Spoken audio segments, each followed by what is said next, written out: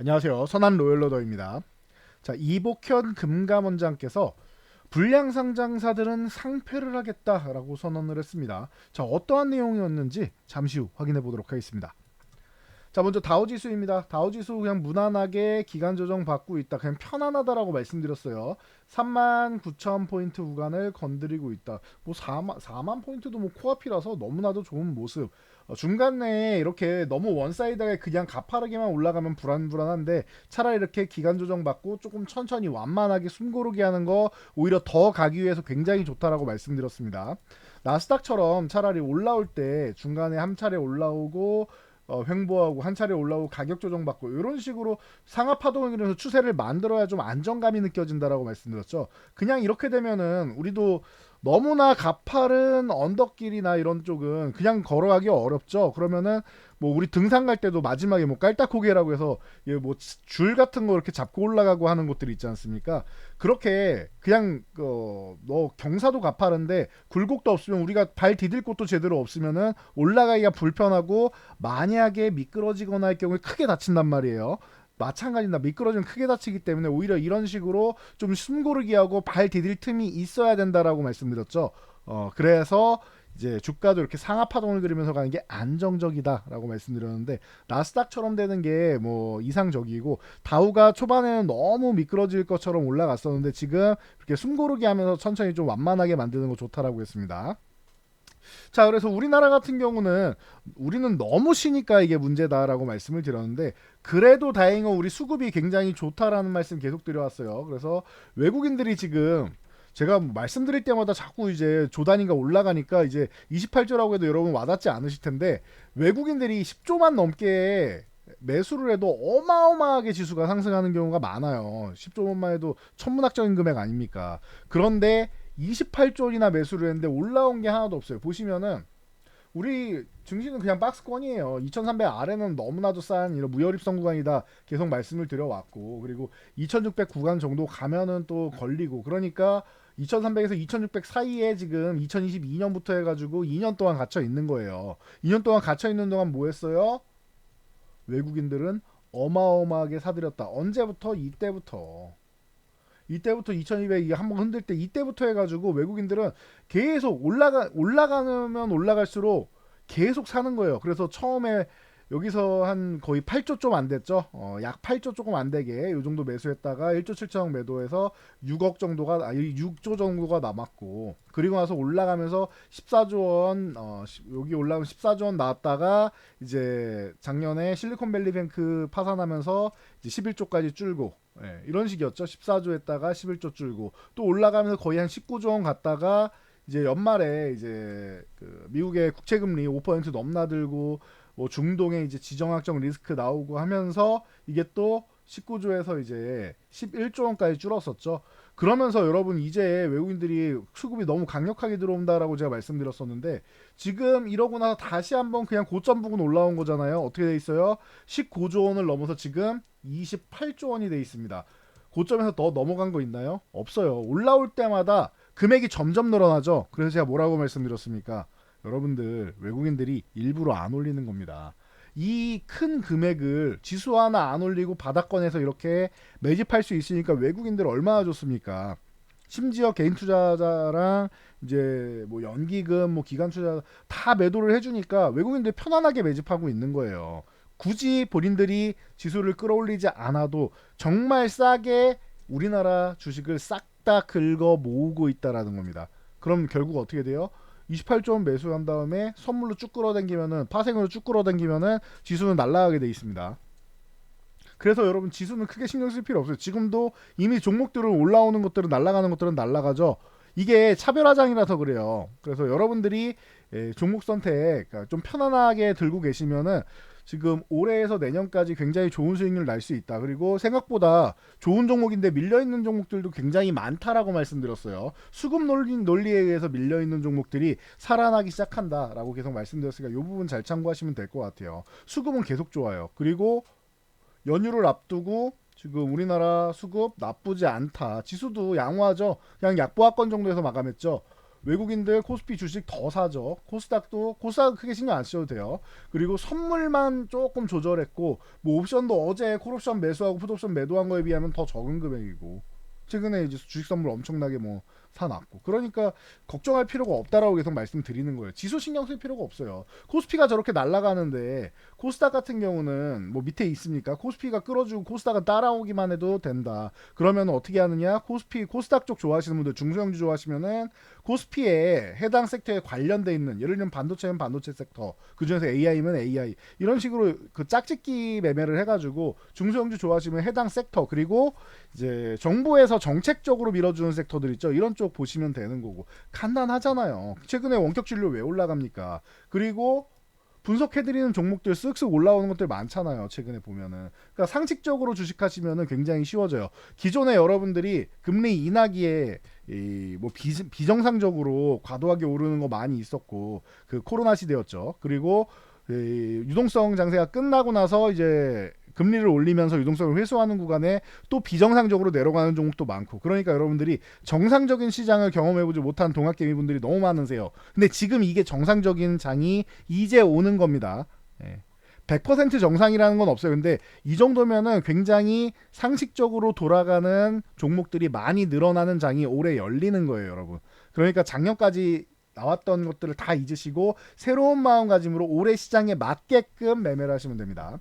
자, 그래서 하이닉스 같은 경우는 편안해졌다. 기존에는 11만 5천 원 이 매물대 많은 구간 11만 5천 원 13만 원 구간인데 11만 5천 원에서 6개월 정도 횡보하다가 결국에는 넘어갔다. 그리고 13만 원 구간에서 쉬는데 이 구간에서는 어떻게 돼요? 저항 돌파하면서 이 구간에서 6개월 동안 쉬었었는데 이번에 13만 원 구간은 그 정도는 아니죠. 한 2달 정도 있다가 위쪽으로 올라와서 지지력 테스트만 하죠. 13만 원을 깨지 않잖아요, 이제. 그죠? 그리고 그 다음에 어떻게 돼요? 14만 5천 원 다음 꼭 가니까 이제는 매물대가 약한 거예요. 위에 악성 매물이 없어. 그러니까 조금 더 탄력적으로 움직이고 14만 5천 원을 흔드는 게 아니라 14만 5천 원 위쪽에서 놀고 있다가 더 다음 저항 바로 돌파 시도하죠. 그러니까 점점 시장이 강해지고 있다라는 거예요. 기울기 각도가 이런 식으로 나오고 있잖아요. 이렇게 왔다가 그리고 나서 여기서부터는 또 이런 정도 각도로 왔다가 그죠? 그리고 여기서부터는 이런 각도로 움직이고 있죠. 각도가 점점 올라가고 있죠. 이렇게 왔다가 조금 더 높은 각도 나왔다가 그 다음에 더 높은 각도 점점 뭐예요? 추세가 강해지고 있다라고 보시면 됩니다. 이 부분을 보시면 돼요. 왜? 기존에는 HBM이라는 성장성 좋은 AI에 꼭 필요하다라고 해서 엔비디아에서 요청하는 HBM 쪽의 성장성만 가지고 이만큼 올라왔는데 지금은 뭐예요? 원래 잘하고 있던 D램 쪽이 회복이 되기 시작하잖아요. 재고각 소진되고 이제 정상 궤도를 위해서 다시 끌어올리기 시작했잖아요. 그러니까 본업이 잘 되기 시작하는 거예요. 적자에서 이제 흑자 전환을 하고 그리고 나서 국가 기관 산업이고 우리나라를 먹여 살리는 반도체 사업이 올라오고 여기에 HBM, 뭐 CXL 그리고 AGI 이런 차세대 먹거리 반도체들이 추가적으로 폭풍 성장을 만들어준다라는 거예요. 그러니까 하이닉스가 좋을 수밖에 없죠. 그런데 삼성전자는 왜 그러냐? 간단하죠. 삼성전자는 순수 반도체 기업이 아닌 것도 있고 그리고 HBM 쪽을 여태까지 D램부터 시작해서 삼성전자가 다 1위였는데 HBM 같은 경우는 어디가 1위예요? 하이닉스가 1위예요. 그러니까 하이닉스가 더 잘 나가고 삼성전자는 눈치 보기 하는 거예요. 그런데 삼성전자도 뭐 갖출 기술력은 다 갖추고 있다라고 제가 말씀을 드렸죠. 계속 여러분들 신기술 나올 때마다 브리핑해드리고 하고 있으니까 걱정할 필요 없고 힘을 좀 모으는데 실적이 생각보다 좀 별로라서 힘을 좀 모으는 과정. 근데 수령 과정 거의 끝나가요. 3월에는 삼성전자가 한번 이렇게 폭발적인 모습 보여줘도 이상할 게 없다. 77,500원 구간 돌파해가지고 그 위에 이제 8만 원을 한번 도전해봐도 이상할 게 없다라는 정도 여러분들 체크하면서 보시면 될 것 같아요. 그러면서 최근에 전공정 장비 쪽에 올해 투자가 좀 이루어질 거다라고 했는데 유준테크 빼고는 뭐 딱히 그렇게 많이 안 움직였다. 최근에 주성엔지니어링이나 이런 쪽은 전공정 장비 때문이 아니라 이쪽은 이제 뭐 HBM 이슈가 오면서 다 올라왔잖아요. 그러니까 뭐 기존 소부장 업체들 같은 경우에는 이제 원익 IPS나 테스가 움직여야 된다라고 했는데 오늘 보시면은 수급이 들어왔죠. 이때부터가 진짜예요. 소부장이 움직이는 거는 원익 IPS가 움직이기 시작해야 소부장이 움직인다. 뭐 이걸 또 OLED 갖다 붙이면서 물론 OLED도 있습니다. OLED 부분도 있고 이게 원익 IPS가 여러 회사를 다 모아가지고 이제 덩치가 이렇게 커진 거예요. 그러다 보니까 이제 뭐 그렇게 이제 OLED 쪽에 뭐 영향을 받아서 오른 게 아니냐라고만 생각하시는 분들은 테스를 그럼 제가 같이 보시라고 했죠. 자, 테스를 체크하신다라고 하면 테스도 오늘 한 5% 가까이 올라오면서 거래대금이 실리고 있어요. 원익 IPS만 올라왔다라고 하면은 그럼 정말로 OLED 영향인가라고 할 수 있는데 OLED 열처리 기술을 갖고 있다 보니까 자회사 합병해가지고 들고 있는데 테스 같은 경우도 같이 움직인다. 전공정 쪽 움직이는 거랑 같습니다. 그래서 요 정도가 여러분들이 체크하시고 하나마이크론이 최근 쉬고 있는데 삼성전자가 움직이면 얘도 같이 움직인다라고 말씀드렸어요. 그러니까 그거 참고하시면서 지금 잘 쉬고 있는데 얘도 이제 수렴 과정이 거의 끝나가죠. 그러면 삼성전자 움직이고 그다음 하나마이크론 따라 움직이고 3만 원 돌파하면은 이제 하나마이크론이 다시 한번 이제 새로운 추세를 만들기 시작한다 생각하시면 됩니다. 자, 이복형 금감원장께서 기업 밸류 프로그램 기준 미달되는 이런 불량 상장사들 상패를 검토하겠다라고 발언했습니다. 자, 최근에 기업 밸류 프로그램 이번 주 월요일에 발표된 다음에 다들 실망이다라고 했는데 저는 중장기적으로 좋은 것 같습니다라고 말씀드렸어요. 정부에서 제대로 알지도 못하면서 뭐 쓸데없이 강압하는 것보다는 그냥 조금 차라리 천천히 하는 게 낫다라고 말씀드렸죠. 천천히 하더라도 제대로 하는 게 낫지. 그리고 기업 자체에서 하는 것들 보면서 롤모델 삼는다만 그런 기업들 몇 개 뽑아가지고 야 이런 식으로 하면 어때? 라고 차라리 이렇게 제안하는 게 나아요. 잘 모르면서 억지로 하면은 오히려 안 하니만 못할 수 있습니다. 그래서 저는 오히려 잘 모르는 정부가 무언가를 빡세게 하려는 것보다 차라리 이게 낫습니다라고 계속 말씀드리고 있어요. 그러니까 여러분들 이런 부분을 잘 생각하셔야 돼요. 자, 그런 상황에서 너무 자율에 맡기는 거 아니냐라고 했더니 이복형 금감원장이 나선 거죠. 근데 이것도 좋은 것 같아요. 물론 이 기준 미달에 대해서 뭐 기술특례 상장이나 뭐 여러 가지 좀 이제 변수들이 있어요. 그러니까 그런 부분에 대해서는 그런 종목들에 대해서는 어떻게 이제 할 것이냐라는 것들 이렇게 이제 좀 정리할 필요성은 있지만 뭐 충분히 뭐 기업 밸류 프로그램 제가 계속 말씀드리지만 이거 실망할 필요가 없고 중장기적으로 좋다라고 말씀드렸는데 안 밀린다고 했죠. 기아 안 밀리잖아요. 결국 뭐예요? 12만 원 넘어가죠. 오늘 거래대금도 실리죠. 가장 먼저 앞서서 뭐 했어요? 기아가 정확하게 말씀드렸습니다. 여러분 실적 발표하면서 이 5천억 자사주 매입 그리고 나서 뭐예요? 이 중에서 2,500원 절반을 뭐 한다? 절반을 소각한다. 그리고 나서 나머지 2,500억 절반을 뭐 한다? 상반기 실적이 본인들이 그냥 생각한 정도만 맞춰도 나머지도 소각을 하겠다. 이렇게 발표했다고 했죠. 그러니까 롤모델이 될 수 있는 거예요. 자사주 매입하고 소각까지 하는 게 주식수가 줄어드니까 이 주가의 가치를 올릴 수 있는 것이고 거기다 배당은 당연히 잘 하고요. 이렇게 결정이 되는 거예요. 그러니까 배당자라고 자사주 매입해서 소각하고 이게 주주친화 정책 아닙니까? 뭐가 문제예요, 여러분? 뭐가 문제입니까? 이런 식으로 흘러가는 거예요, 기아. 작년에도 배당 5.9% 했죠. 이런 식으로 배당을 꾸준히 늘려가고 주주분들한테 환원해주고 이런 게 필요한 겁니다. 그래서 뭐 기아 같은 경우는 자연스럽게 올라오는 거고 SK스퀘어 같은 경우도 어떻게 뭐 지주사 쪽에 들어가니까 최근에 굉장히 좋은 모습 보이면서 안 밀리죠. 다시 올라오려고 하고 있고 이런 종목들이 전체적으로 좀 잘 버티고 있다. 그럼 뭐 금융주들 당연히 좋겠죠. 은행주 중에도 뭐 우리금융지주부터 시작해서 뭐 다 양호합니다. 전체적으로 위쪽에 다시 한번 돌파 시도하면서 15,000원 돌파 노리고 있고 DB손해보험 요즘에 최근에 계속 말씀드렸었는데 DB손해보험 같은 경우도 고점 돌파 시도하면서 10만 원 다시 한번 노리고 있고 그리고 동양생명 어때요? 이 종목도 또한 고점 돌파하면서 올라가고 있고 이렇게 보시면 돼요. 그러다 보니까 이제 자동차 부품주 너무 안 움직였죠. 아젠산업 때문에 움직일 타이밍을 한번 놓쳤어요. 이게 좀 어떻게 보면 굉장히 억울할 수 있는데 뭐 진작 속가 냈어야 되는데 직원이 횡령을 해가지고 문제가 된 거 아닙니까? 그래서 상장 폐지하느냐 마느냐인데 그 정도로는 상장 폐지 안 될 가능성이 높다라고 말씀을 드렸죠. 물론 결정은 기다려봐야 되는데 역시나 상장 폐지가 결정되지는 않았다. 상장 유지를 결정됐다. 아진산업이 이렇게 쓱 올라오기 시작한다라고 하면은 이게 4,500원 넘어가는 게 중요한데 아진산업이 살아난다. 오늘 9% 올라오면서 제자리 찾아가기 시작하죠. 그럼 어떻게 돼요? 성우하이텍이랑 이런 종목들 성우하이텍이랑 이런 종목들을 움직인단 말이에요. 만원 회복되면 움직인다고 그랬는데 이런 종목이 수급이 한 번, 두 번 들어오고 있죠. 한 번 폭발하기 시작하면은 여러분 거침없이 움직이는 거 아시죠? 50%는 기본이고 100% 올라가도 이상할 게 없다. 작년에 자동차 부품주들 다수의 종목들이 100% 이상씩 올라왔었죠. 그리고 이제 하반기 되면 뭐가 나와요? 미국의 조지아 공장 같은 경우가 이제 또 가동되면은 부품사들 너무나 좋아지는 거 당연한 겁니다. 이렇게 보시면 돼요. 송화이테, 뭐 화신, 뭐 이런 종목들, SL 기존에 말씀드렸던 종목들 다 바닥에 있어요 지금. 그러니까 이런 종목들을 움직일 수 있다라는 거 체크하시면 될 것 같습니다. 자, 어제 OLED 관련주들 이제 뭐 세제 혜택도 받고 좋다라고 말씀드렸는데 OLED 업사이클 진입한다라는 얘기가 나오고 있어요. 덕산네오룩스가 바닥권에서 치고 올라오기 시작하고 있고, 그리고 이녹스 첨단 소재 같은 경우는 봉지 분야 얘기가 나왔는데 얘가 안 움직이는 게 이상한 거네. 얘가 대표적인 종목인데 당연히 올라와야 된다라고 말씀드렸는데 오늘 거래대금 조금 실렸네요. 거래대금 더 실어줘야 됩니다. 물론 바닥권 탈출 가능성은 굉장히 높아지고 있다라는 정도 체크하시면 되고요.